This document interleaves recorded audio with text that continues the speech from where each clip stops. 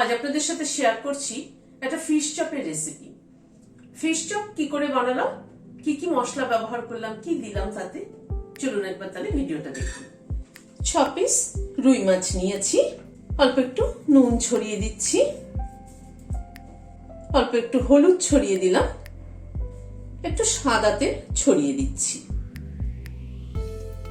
নুন হলুদ ও তেলটা মাছগুলোর গায়ে ভালো করে মাখিয়ে নিচ্ছি। ভালো করে রাপ করে দুটো পিঠে মাখিয়ে নিতে হবে। ভালো করে নুন হলুদ ও তেলটাকে মাছের গায়ে লাগিয়ে নিলাম। একটা কড়াইতে জল ফুটছে, স্টিমার বসিয়ে দিলাম।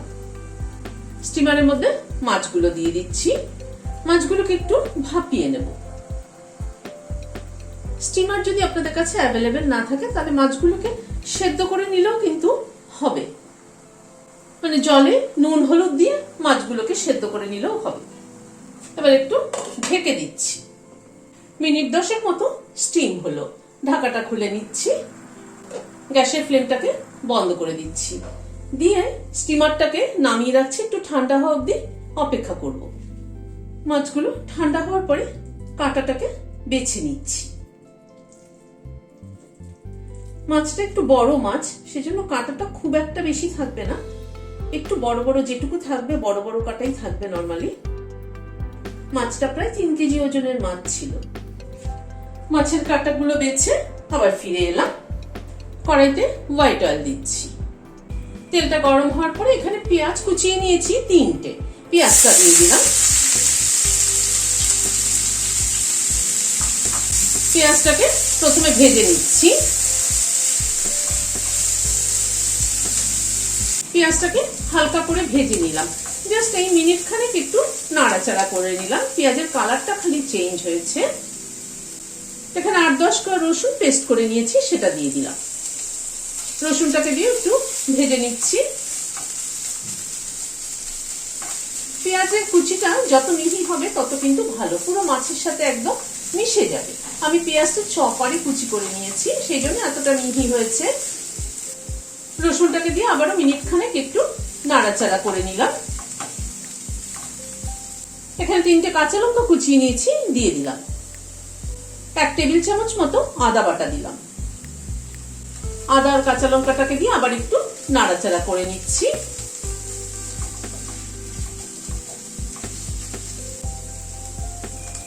আদা আর কাঁচা লঙ্কাটাকে দিয়ে আবারও মিনিট খানেক একটু নাড়াচাড়া করে নিলাম।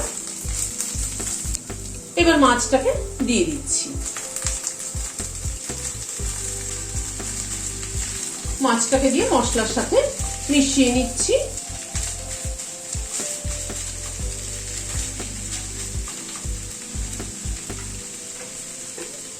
এক চামচের একটু কম নুন দিয়ে দিলাম, হলুদ দিয়ে দিলাম পরিমাণ মতো। এবার মাছটাকে ভালো করে মশলার সাথে কষিয়ে নেব।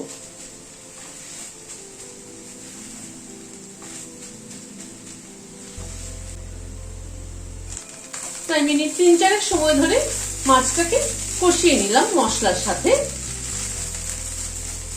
এখানে ছোট ছোট 4টে আলু সেদ্ধ করে নিয়েছি, সেটা দিয়ে দিলাম। আলুটাকে ভালো করে মিশিয়ে নিচ্ছি, মানে আলুটাকেও মাছ মশলার সাথে একটু কষিয়ে নেব। বাইন্ডিং এর জন্য আমি এখানে আলু ব্যবহার করলাম।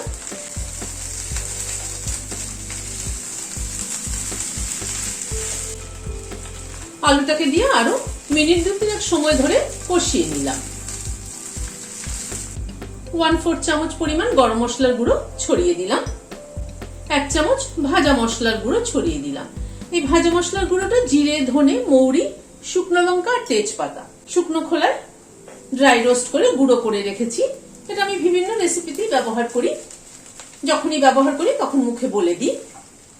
এই ভাজা মশলার গুঁড়ো আর গরম মশলাটাকে দিয়ে একবার একটু মিশিয়ে নিচ্ছি। গ্যাসের ফ্লেমটাকে বন্ধ করে দিয়ে এটাকে একটা প্লেটে নামিয়ে নিচ্ছি। প্লেটে তুলে নিচ্ছি। মিক্সচারটা একটু ঠান্ডা হওয়ার পরে এখানে পেঁয়াজ কুচি দিচ্ছি। 2টো পেঁয়াজ, ছোট ছোট 2টো পেঁয়াজ কুচি করে নিয়েছি, সেটা দিয়ে দিলাম। আদা কুচি দিলাম 1 টেবিল চামচ পরিমাণ। 4টে কাঁচা লঙ্কা কুচি করে নিয়েছি, সেটা দিয়ে দিলাম। 1 মুঠো ধনে পাতা কুচি দিয়ে দিলাম। সবকিছুকে দিয়ে এবার মাছের মণ্ডটাকে মেখে নিচ্ছি। এই যে সব কুচিগুলো ব্যবহার করলাম আমি, পেঁয়াজ, আদা, কাঁচা লঙ্কা, ধনেপাতা, তাতে হয় কি মানে টেস্টটা কিন্তু দারুণ ভালো হয়। যখন বাইটে পড়বে এগুলো তখন কিন্তু খেতে দারুণ ভালো লাগে। সবকিছুকে দিয়ে ভালো করে মেখে নিতে হবে। সবকিছু দিয়ে ভালো করে মেখে নিলাম। এবার এই মণ্ডটা থেকে খানিকটা করে তুলে নিয়ে চপের শেপ করে গড়ে নিচ্ছি। আমি এরকম লম্বা লম্বা করে গড়ে নিচ্ছি, আপনারা চাইলে নিজেদের ইচ্ছে মতো শেপ দিয়ে করে নিতে পারেন।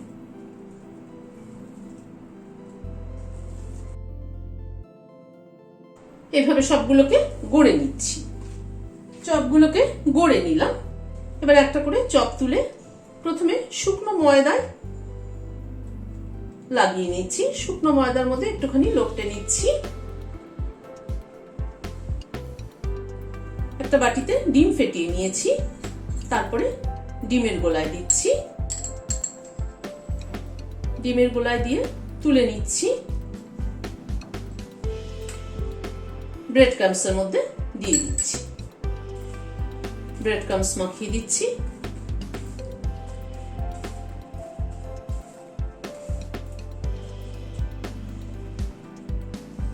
ব্রেড ক্রাম্বস মাখিয়ে একটু চেপে চেপে ব্রেড ক্রাম্বস গুলোকে হাত দিয়ে বসিয়ে দিচ্ছি।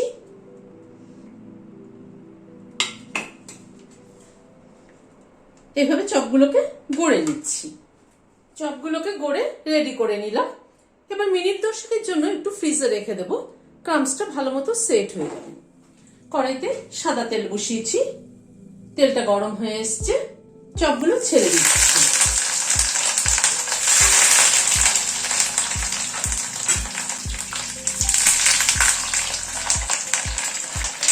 চপগুলোকে উল্টে পাল্টে ভেজে নিচ্ছি। গ্যাসের ফ্লেমটাকে কিন্তু মিডিয়ামে রেখে চপগুলোকে ধীরে ধীরে ভাজছি। খুব বেশি হাই করে দিলে কিন্তু উপরের কোটিংটা পুড়ে যাবে, ভেতরটা কিন্তু ভাজা হবে না। চপ দুটো ভাজা হয়ে গেল, তুলে নিচ্ছি।